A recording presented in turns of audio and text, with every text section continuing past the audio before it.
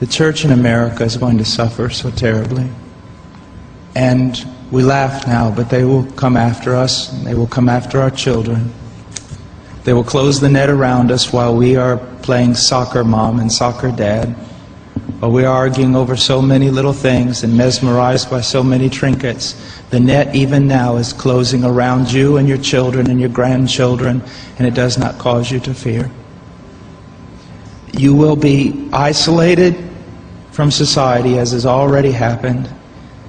Anyone who tries to run for office who actually believes the Bible will be considered a lunatic until finally we are silenced. We will be called things that we're not and persecuted not for being followers of Christ, but for being radical fundamentalists who do not know the true way of Christ, which of course is love and tolerance. You'll go down as the greatest bigots and haters of mankind in history. They've already come after your children, and for most of you, they got them. They got them through the public schools and indoctrination, and the university and indoctrination, and then you wonder why your children come out not serving the Lord. It's because you fed them right into the devil's mouth.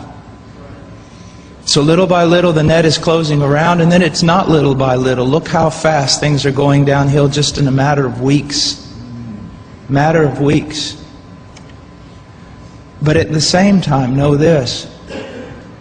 Persecution is always meant for evil, but God always means it for good. And is it not better to suffer in this life, to have an extra weight of glory in heaven? You must settle this in your mind. This is the one thing I want to say over and over. Do not believe. Down through history, you have a wrong idea of martyrdom and persecution. You think that these men were persecuted and martyred for their sincere faith in Jesus Christ. That was the real reason, but no one heard that publicly. They were martyred, and they were persecuted as enemies of the state, as child molesters, as bigots, as narrow-minded, stupid people who had fallen for a ruse and can contribute nothing to society. Your suffering will not be noble. So your mind must be filled with the Word of God when all people persecute you and turn on you. And the Spirit of God in common grace pulls back, and you see even your children and your grandchildren tossing in the lot that you should die. This is no game. You want revival and awakening, but know this. For the most part, great awakenings have come only preceding great national catastrophes or the persecution of the church.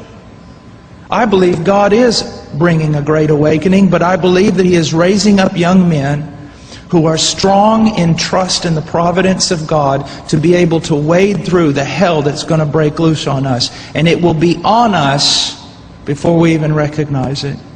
Unless in God's providence, He is not done. He is not done. And note, this is not silly talk. Apart from a great awakening, these things are going to come upon you. Be ready to lose your homes, your cars, and everything.